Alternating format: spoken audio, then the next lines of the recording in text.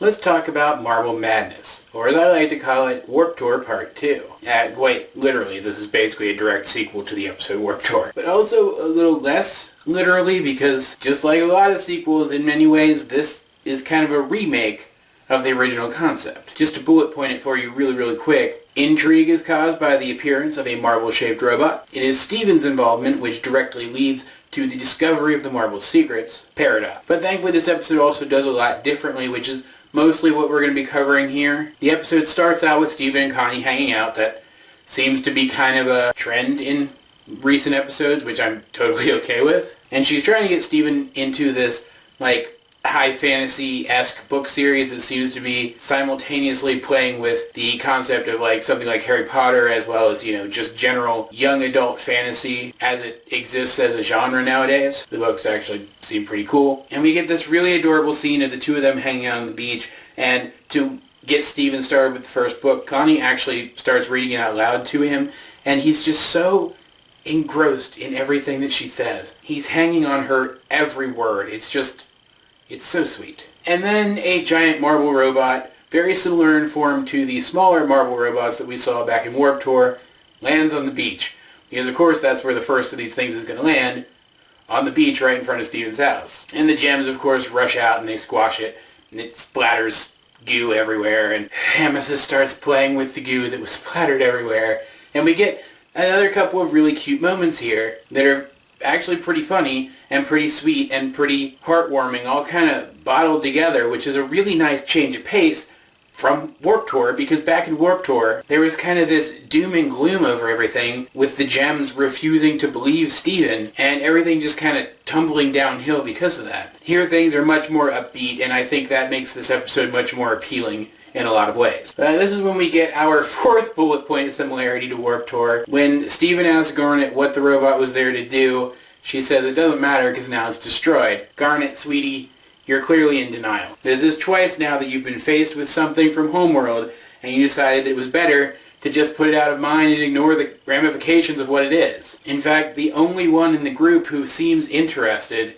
overtly anyway, of learning what purpose this robot serves, and subsequent robots, because we do get more, is Steven. And thankfully, as these things keep appearing and they do keep going to fight them and destroy them, often enough that they start to get bored of the entire experience, the gems listen to Steven when he suggests that if no one knows what the robot is there to do, maybe they should let the robot do it so they can learn what it's there for. At most, all they know about these robots so far is that they seem to be landing at locations where there are warps, as if they're trying to find a warp. So what they do is, instead of destroying the latest robot, they all get up on top of it, and they ride the robot through the warp stream to the kindergarten. Now, why Peridot couldn't just launch her robots at the kindergarten, I have no idea. I guess otherwise we wouldn't have had an episode, but I guess you could conjure up all kinds of potential explanations for why she couldn't aim for that very large spot when she did seem to be able to aim for those much smaller spots where the warps were. Nope.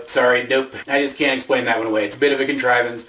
I can overlook it though, because so far the episode has been pretty fun. And it remains fun because as they arrive at the kindergarten, this robot changes its shape to become a pyramid-shaped key, much like we saw back in Sirius Steven, only much larger, that opens a chamber under the kindergarten that is some sort of control room with all these green crystals all over the place. And then part of the robot actually splits off of the rest, makes one of the smaller robots, and activates the room, and Peridot appears on this holographic display, and these big robot hands kind of come out of the walls, and now she's able to manipulate the controls as if she was there. So the episode has gone from being fun and appealing to being genuinely intriguing. It's really good. And I'm going to compare it to Warped Tour again. While it was really touching when the other gems realized that Steven had been telling the truth the entire time, and Garnet admitted that she should have listened to Steven, the rest of the episode was still pretty unpleasant. While it was a good lesson for the gems to learn that they can trust and rely upon Steven, it really felt like they were uncharacteristically mean-spirited in that episode, and it just makes it hard to rewatch. Marble Madness, though, I'd never have a problem rewatching. I just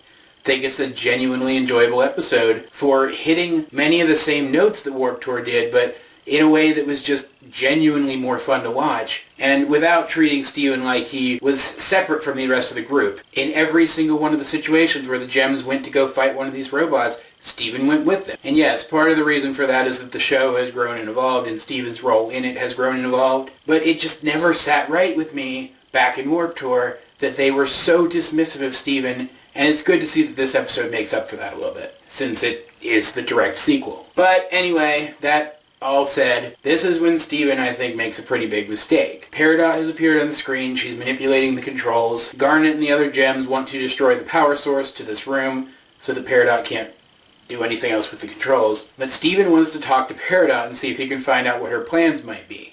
And granted, it probably would have been a good idea to wait a little bit, see if they overheard anything meaningful, but revealing themselves to Peridot was stupid. And yes, I know it all works out later on, but from a tactical standpoint, that is a terrible, terrible decision. And because I know some of you are going to insist that what Steven did was right because the ends justify the means, or whatever, I'm going to take a second here to run through the cause and effect and explain why that's not true. Garnet already wanted to destroy the power source. She already intended to interrupt whatever it was that Peridot was doing. Even if she had waited a few minutes to listen in on what Peridot was saying and try to get some idea of what Peridot had planned, it's unlikely that Peridot would have been able to complete her mission in its entirety. Peridot still would have been interrupted. She still would have had to come to Earth herself to check on the cluster. The events of the return and jailbreak still would have happened effectively the same way that they did. And Peridot still would have been stranded on Earth to warn the crystal gems about the cluster,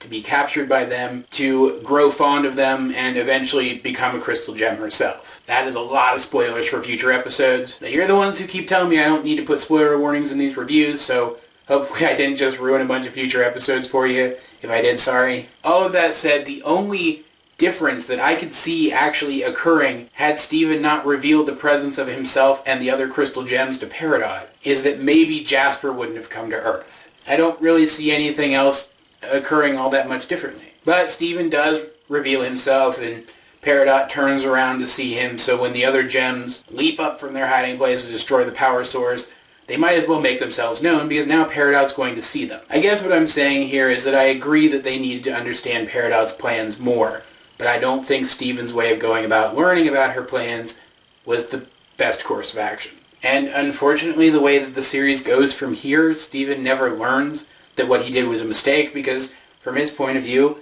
Peridot's their friend now. It was a good thing that she learned about them. I don't know, I'm probably overthinking this way too much, but hey, it's kind of my job. But guys, if you have seen this episode, what do you think about it? I didn't even get a chance to talk about all the really cool slice of life aspects where we just see Steven reading his books from Connie, Steven talking to Connie on the phone, that happened in the background of a portion of this episode that, while not meaningful to the plot of the episode in any way, feel like a really fun, welcome change of pace compared to some of the other scenes and some of the other episodes we've already gotten. And yeah, we see Steven and Connie interacting a lot, but it's kind of neat to see them interacting with each other in just these really small ways over an extended period of time. But either way, this has been AJ22 and I will talk to you guys later.